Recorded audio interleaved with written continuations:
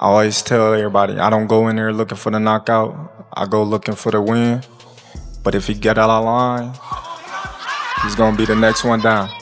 Crawford, he has definitely gone under the radar. 4-weight world champion, 41-0, 31 knockouts. A southpaw who's got IQ and speed and craft. I think it's a fabulously interesting matchup. Great fight. The reason I have so much confidence because I really believe that Bud Crawford doesn't fear Canelo Alvarez. A lot of his opponents. Terence Crawford erupts at Canelo during a tense press conference.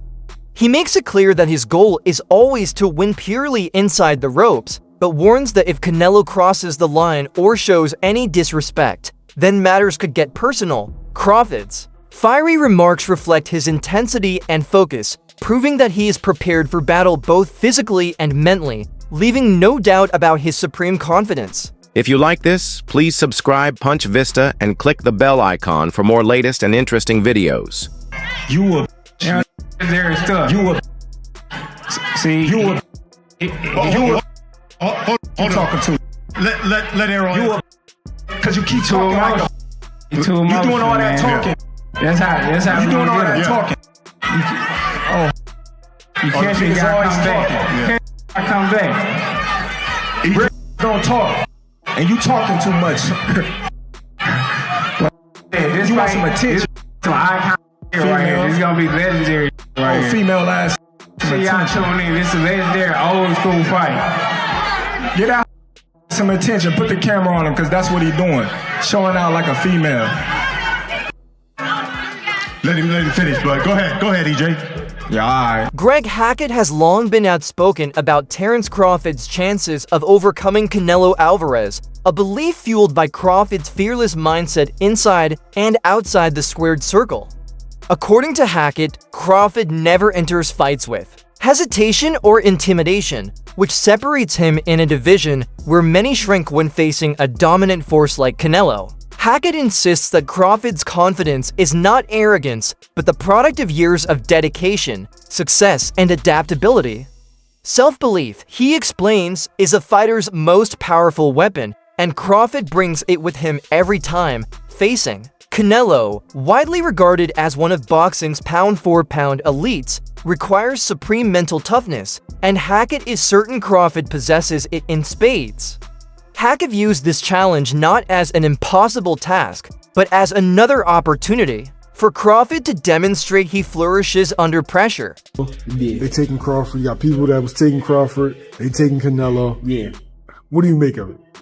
It should be that way because we talking about a great fight here. We talking about two great athletes. So when it's like this, it's better for the betting. You know what I mean? All the people that like to bet, it's better for them. You know what I mean? Because nobody knows where the money going to land. The reason I have so much confidence in this fight, you know, thinking that it's going to be a great fight. The reason I have so much confidence because I really believe that Bud Crawford doesn't fear Canelo Alvarez. A lot of his opponents in the past were nervous, scared from the beginning. I don't think Bud feel that way at all. I think we're going to get a good rumble on our hands. You know what I mean? It's just going to come down to the big question for Bud is, can he take the shot?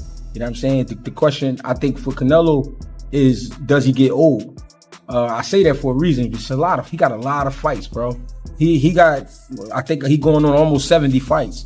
You know what I'm saying? Or he a little bit under 70. That's a lot of fights for current time. You know what I'm saying? And Bud got a lot of gas still left, but he's older as well. You know what I mean? A lot of people would like to give him shit for not being able to take a shot, or not that he didn't take the shot, but getting buzzed with some shots at lower weight classes. So it's like, how can he handle himself at 168 pounds?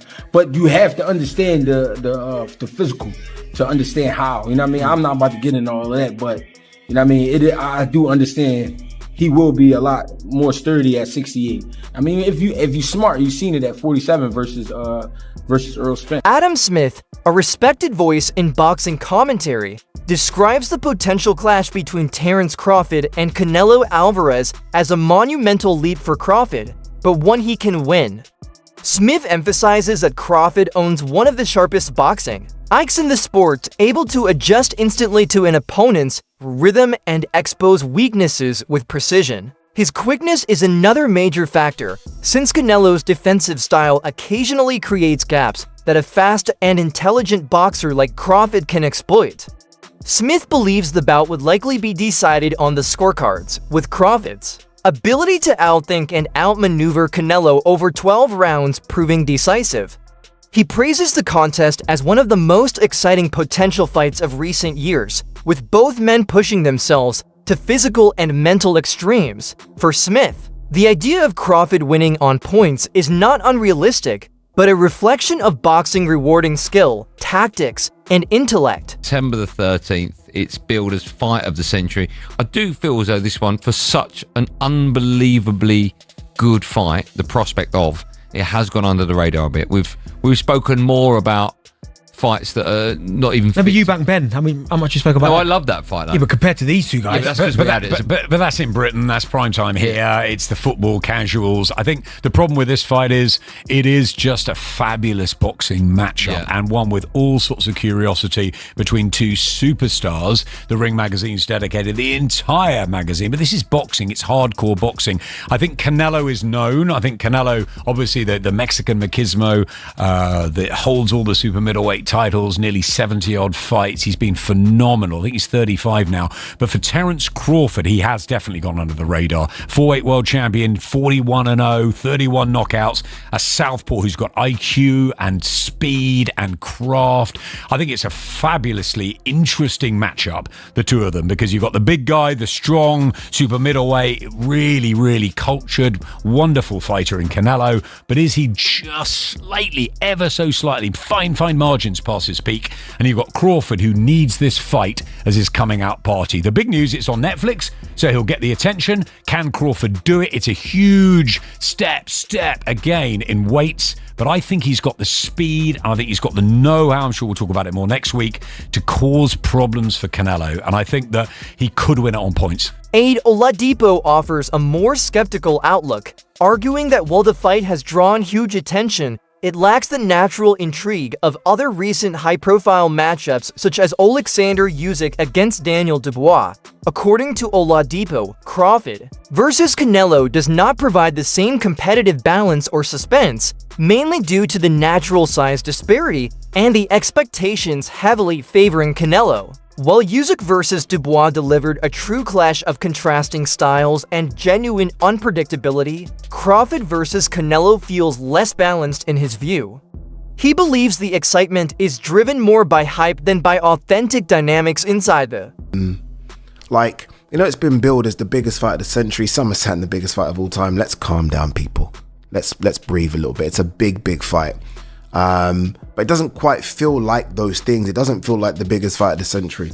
Like, this doesn't feel like, and maybe because I work these events, so it's slightly different, but this doesn't feel like Usyk Fury, for example. It doesn't feel like that at all. That felt like, oh my God, this is going to happen.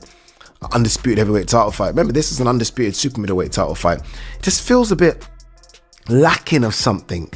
Like, I can't believe that Max Kellerman is now part of this. And again, for nostalgia, we haven't got a Max Kellerman face-off. Like, how Canelo speaks great English now. How we haven't got that? Just to kind of give it a bit of spice, because Canelo, with his English, it's like he's only learnt the bad words. He does chat a lot of shit. So I almost felt like we should have done that. Maybe because it's on Netflix, it hasn't got a bit of a push from ESPN. Obviously, there's no DAZN stuff, obviously, because DAZN are not covering it. I feel like it's lacking something. Like, maybe because both of them don't trash talk either. Because when I think of the biggest fights of the last sort of 15, 20 years, you've always had one side of the fight, or one side is a big trash talker. In some instances, two. The biggest fights, again, Usyk Fury. Fury was happy to do all the trash talking. Sold it. Event went massive. Mayweather Pacquiao. Mayweather is happy to do all that, right? Mayweather McGregor. Hence why that went just colossal. Because you got two of the biggest trash talkers ever doing it. This time, Canelo ain't saying anything. Crawford ain't saying anything. Feels a bit flat. Feels a little bit flat. That's it for today's video. Stay tuned until next.